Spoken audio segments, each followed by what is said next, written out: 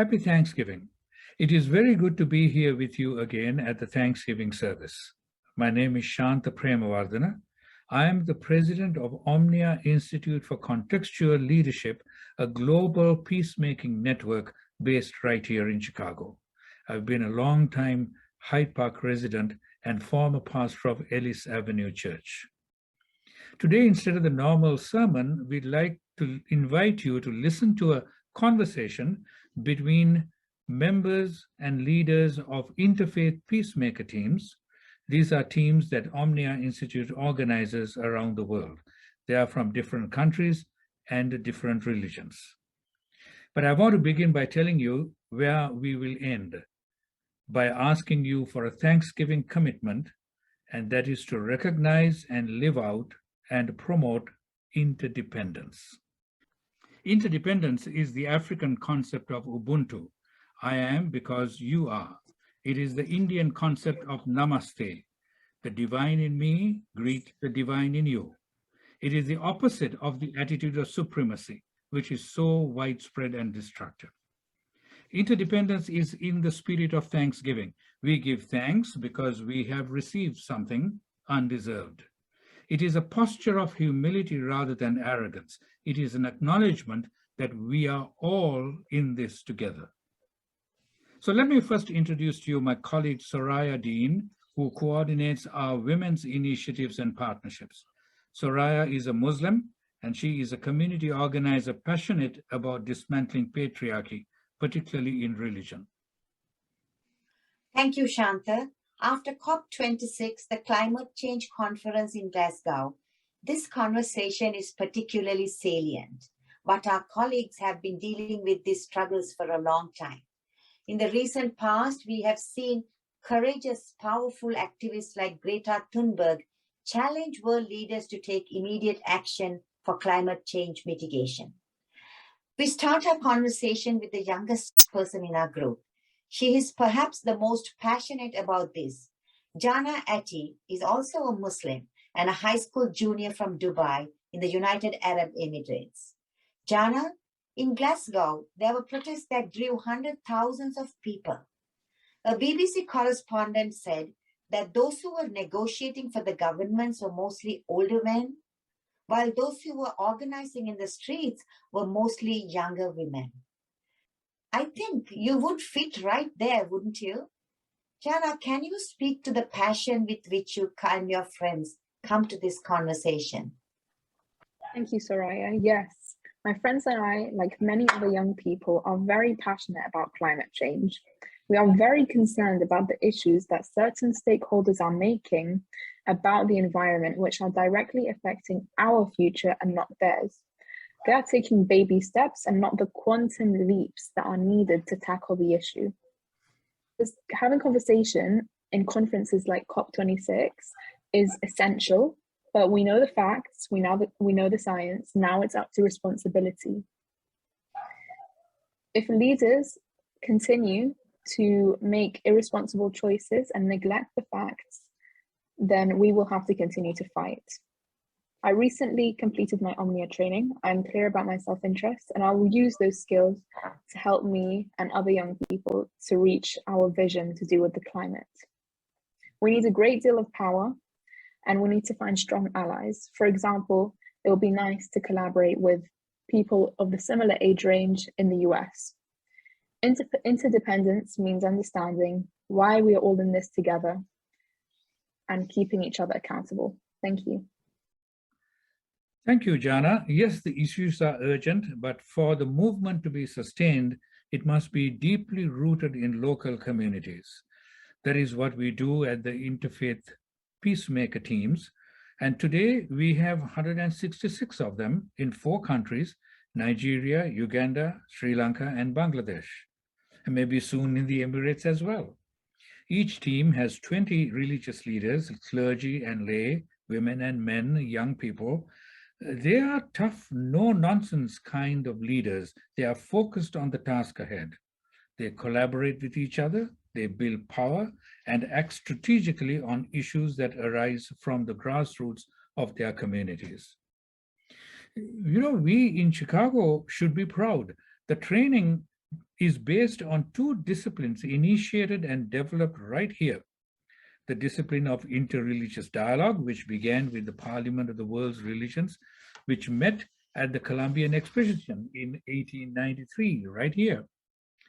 And the disciplines of community organizing, developed by a graduate student at the University of Chicago named Saul Alinsky back in the 1940s.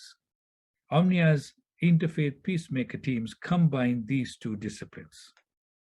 And also in the room with us today is Ayuba, a Muslim from Gombe state in the northeast of Nigeria. This is the area where Boko Haram's terrorism activity happens.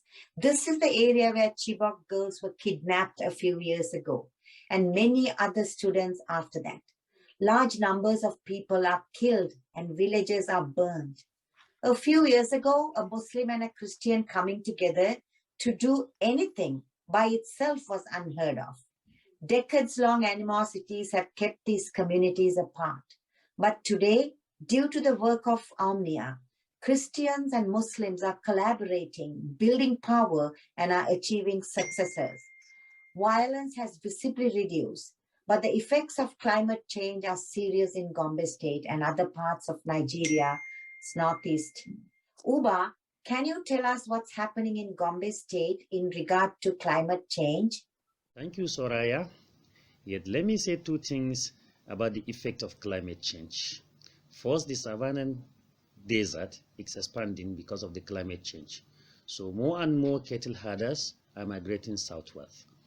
As they do, they came into conflict with crop farmers because the cattle eat crops, whereas most of the crop farmers are Christians. So this builds as Christian-Muslim conflict, but it's not, rather a struggle of survival in the context of climate change.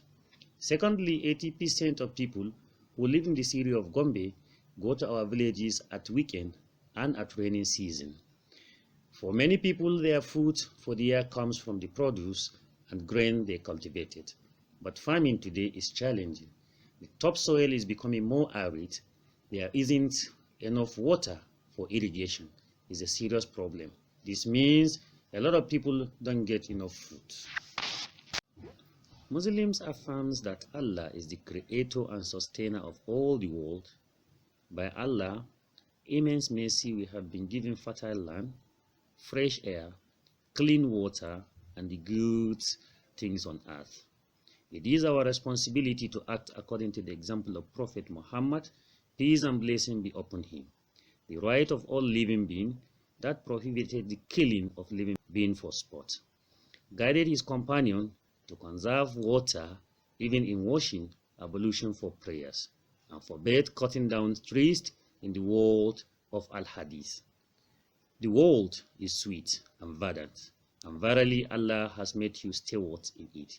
He see how you acquaint yourself.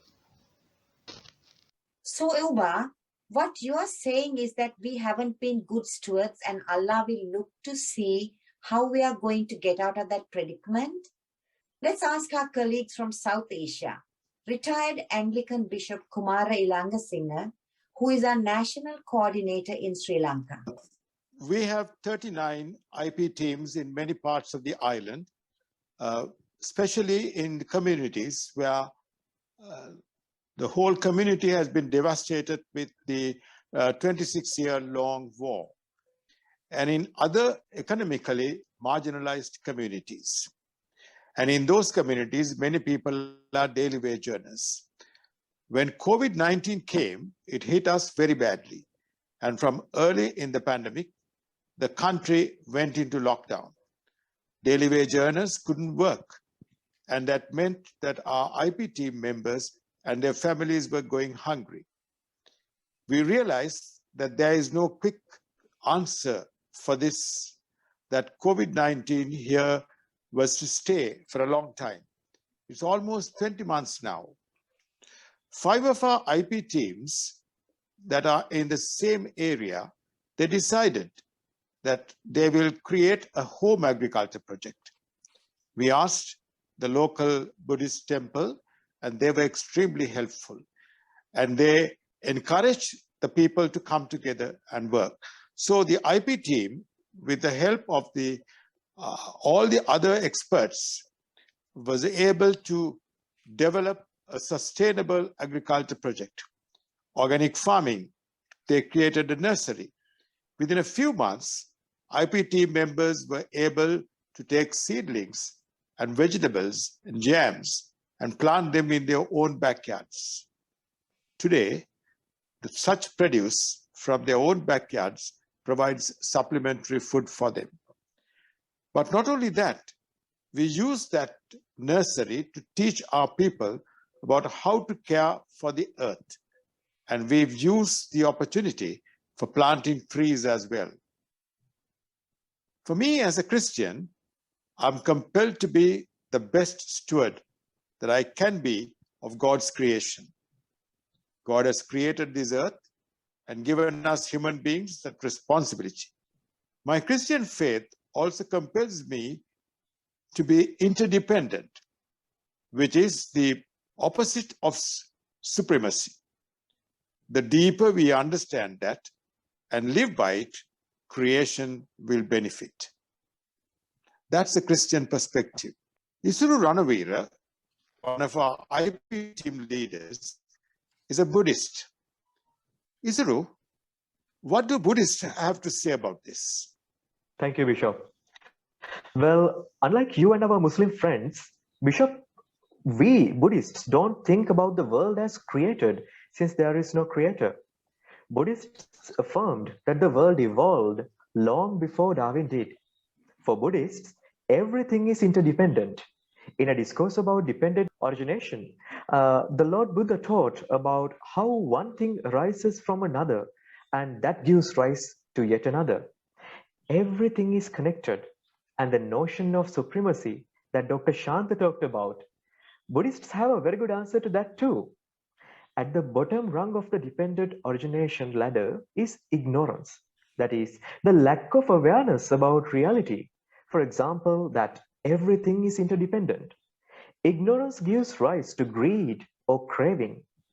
Lord Buddha identified craving as the cause of all these suffering and showed the world an effective eightfold path to get out of it. Today, as we do this recording, parts of Sri Lanka are flooded and some 17 people have already died.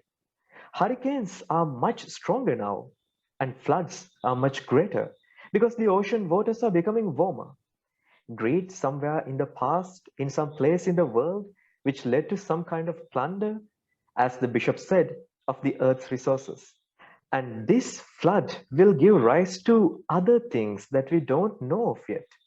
But the fact is this, our Interfaith Peacemaker Teams are mostly among poor people. That means they live in low-lying areas that are mostly easily flooded. So climate change is not an academic exercise for us. It is really a matter of life and death. Interdependence is not just a nice concept. Thank you, Isuru. Whether it is desertification in Nigeria or warming waters or rising ocean levels in Sri Lanka, you all had very little of anything to do with it. It is a problem created by those of us in the global north. See, this is the interdependence we're talking about, isn't it? Let's ask our colleagues from Bangladesh. Reverend David Das coordinates our work in Bangladesh. Thank you. Like Sri Lanka, Bangladesh is a multi-religious country with a large Muslim community. As I feel, I help to organize interfaith peacemaker teams in some of the poorest parts of my city, Dhaka. Young people, even teenagers like Jana, have built these teams, and they build power and address the issues that they are most passionate about, starting with issues that are urgent, relevant, and winnable. They have been winning on issues of patriarchy on child marriage. I can tell you many stories about this. When they win even small issues, they gain more power and are able to win more. And yes, the effects of climate change are severe. but this problem is beyond our capacity to address. Sometimes I feel like our struggle is like that of David of Goliath. When we are isolated in this struggle, we feel like small, like David. But just as David knew that God was with him, interdependence gives us confidence that we can win. Bangladesh is not alone in this struggle. We all in the US are interdependent with us and our colleagues elsewhere in the world. Absent from us today is our Hindu colleague Samir Ray. He's not here with us due to technical and internet challenges, some privileges we take for granted. So from Bangladesh, he wants me to share this message with you. The Hindu tradition, he says, affirms that the divine is present everywhere and in all things. So we hold a deep reverence for life. This is why we practice non-violence or ahimsa. This requires an awareness that the great forces of nature, earth, water, fire, and air, as well as plants and trees, forests and animals are bound to each other and they are interdependent. We cannot continue to destroy nature without also destroying ourselves. Some years ago, I visited Chicago and I know what a beautiful city it is. If we can remember that the air over Chicago is imbued in divinity, that its magnificent lake is divine, that its trees and forests and rivers, the animals that run in the wild, and all the human beings, black, white, Latin American, Asian, Native American, are also divine, and that we are all connected in one huge divinity, we'll know we are interdependent. The alternative to supremacy is Interfaith Peacemaker Teams, where Muslims, Hindus, Buddhists, and Christians are coming together to work together. They start by going to the people in the margins of society. They listen to, learn from, and live in deep solidarity with those in the margins. You can't do that with a supremacist attitude. You can do that only if you have values of interdependence. Yes, and so we are working to dismantle supremacy. It's supremacy of all sorts, religious, racial, casteist, patriarchal, wealth disparities, and our supremacy over the earth. This is a continuing conversation among us, and we invite you to continue the conversation. Please engage with our colleagues from different parts of the world. Please go to our website and sign up at www.omnialeadership.org. So let this be our Thanksgiving commitment. We, each one of us, is interdependent on the other. Therefore, let us approach all other human beings, all living beings and nature with humility and reverence. Let us remember that we are because they are. Let us find ways to listen to the trees, the rocks, the rivers, and the lake. Let us find ways to learn from all living beings that are around us. Let us stand in deep solidarity with each human being, whatever race, gender, national origin, or religion. At our Thanksgiving dinner table today, let us discuss with each other how to make interdependence a movement and what our commitment is going to be to make that happen. Have a wonderful day and weekend with family and friends. Happy Thanksgiving from all of us.